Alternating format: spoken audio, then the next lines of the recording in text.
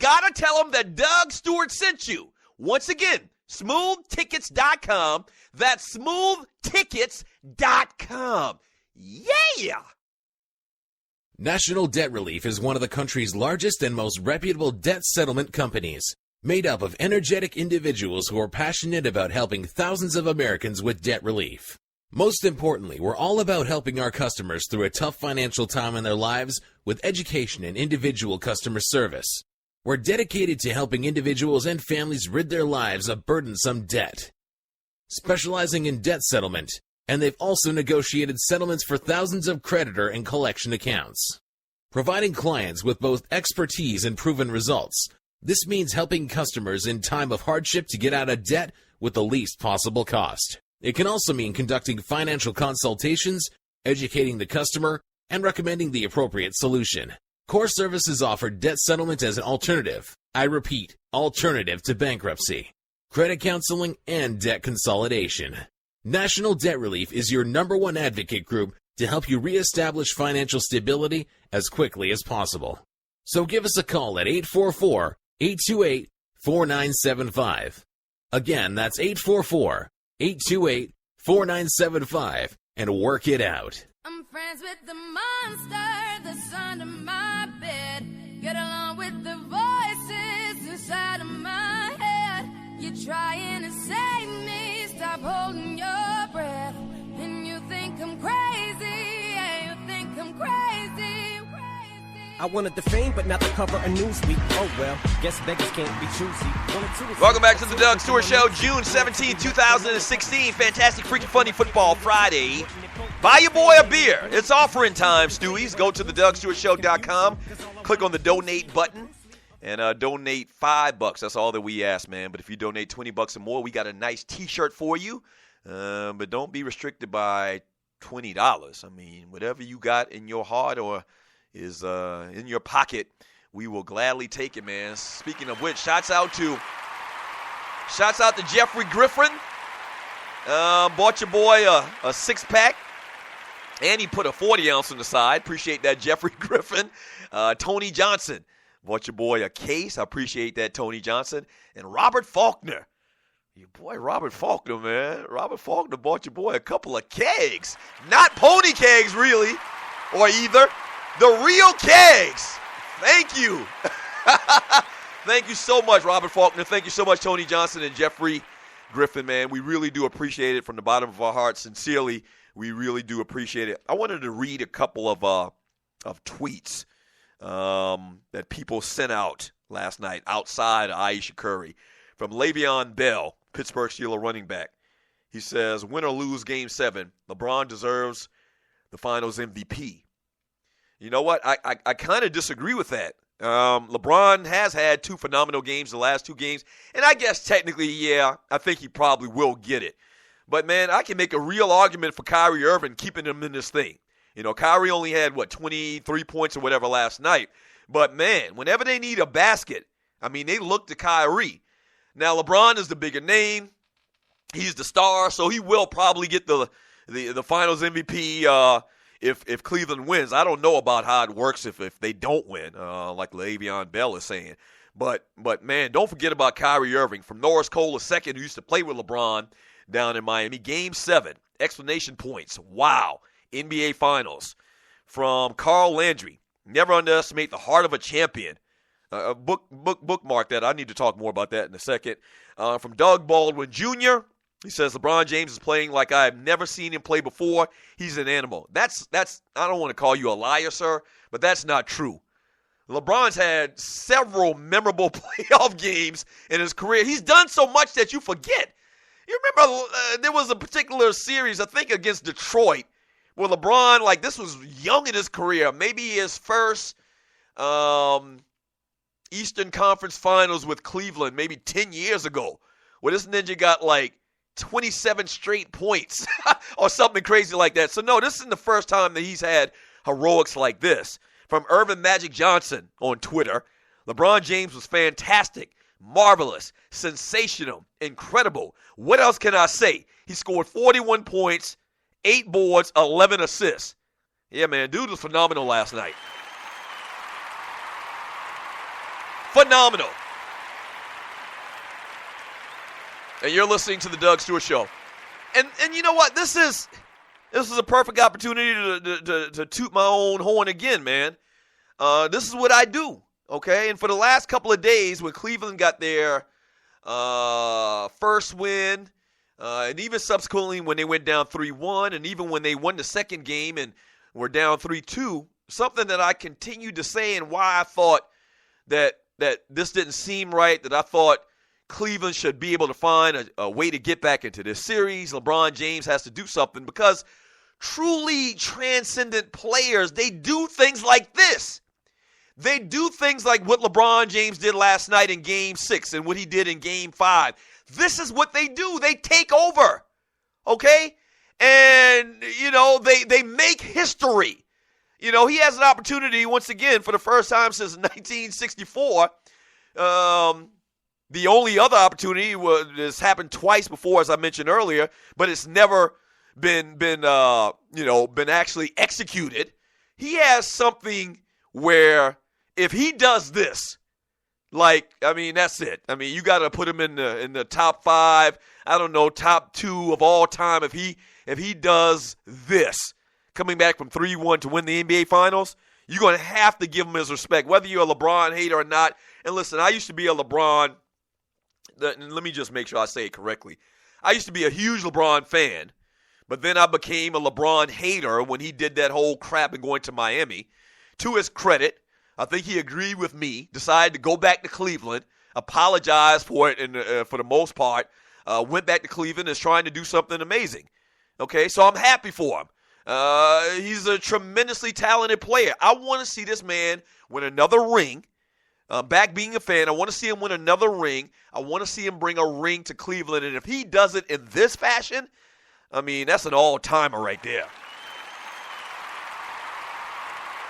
Yeah. And there's a lot of people out here that still hate LeBron, though. Now, that's not what I get. I don't get that. You know, I can understand you being mad at him and calling him. The thing I hated about the Miami thing, just in a nutshell, I'm not going to get into it all day on the show. You're listening to the Doug Stewart Show. I thought it was beneath him. I thought it was lame. Like, dude, you're on the projection. You're on course to be one of the best players to ever play the game. I mean, one of the best, like top 2 or 3. Why would you do something lame like this? And, you know, it probably was because he was young, and this new generation, they're different.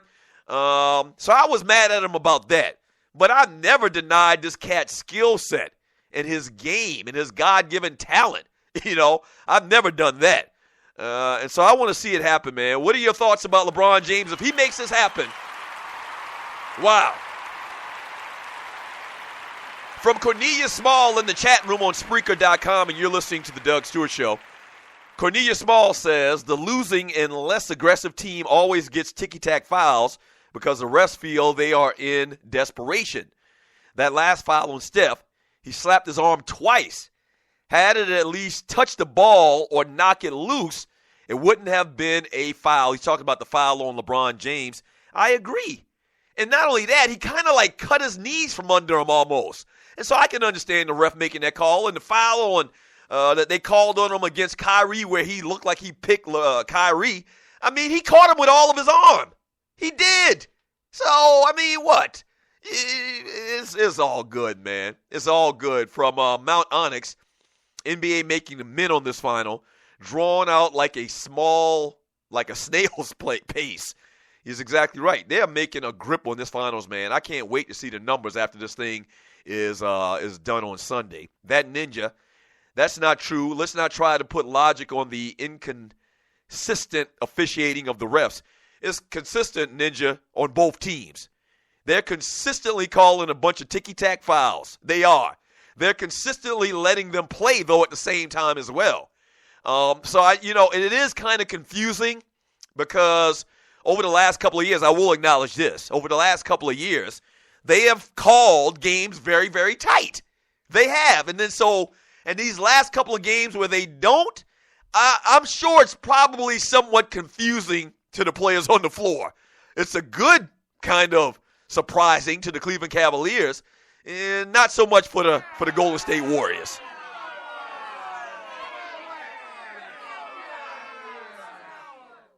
from that ninja. What I don't get is why nobody noticed this when they F Detroit over 4 to 5 straight years. Ninja's a Detroit Pistons fan.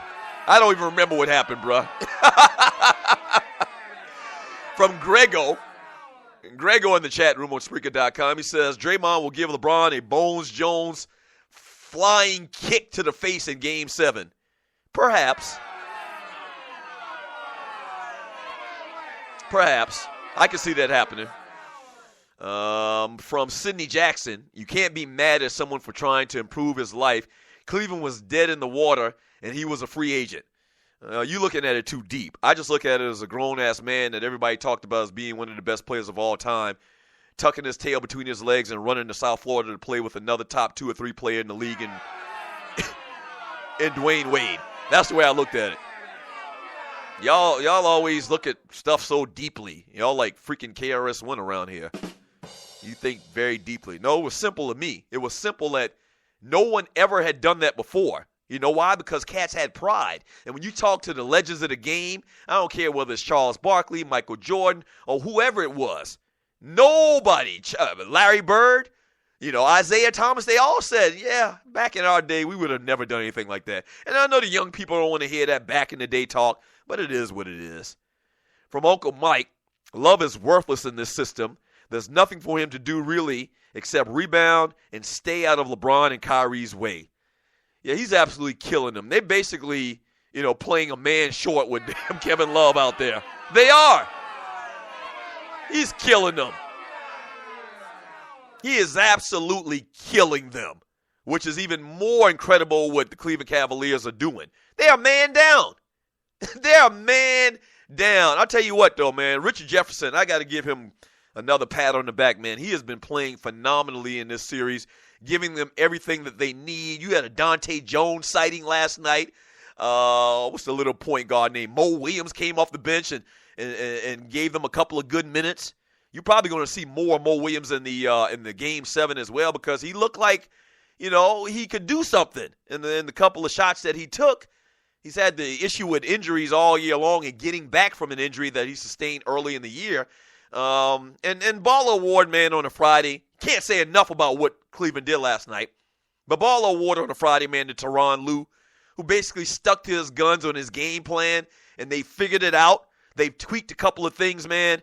And whether they win or lose in Game 7, he's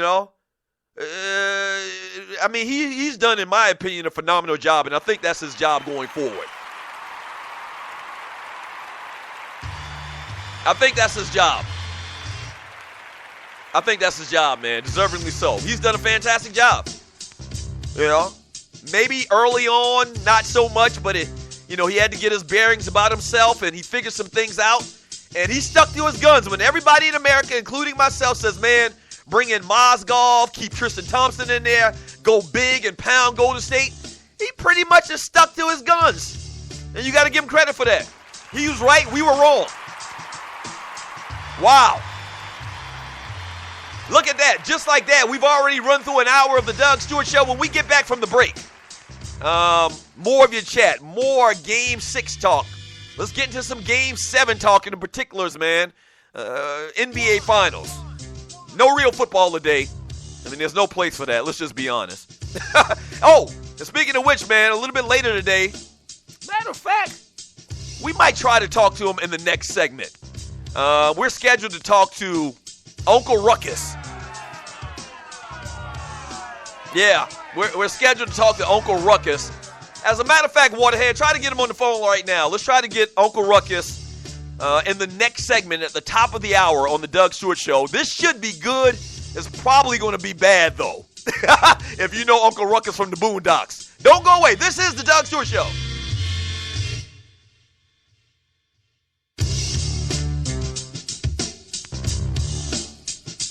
We don't take orders from super fools. We give them. Give it to you. Any and all resistance will crumble. Nonsense. There's never been a threat squad couldn't handle. It is the purpose of the squad to align our infamous forces against the powers of good and defeat them, leaving us, the rulers of the world.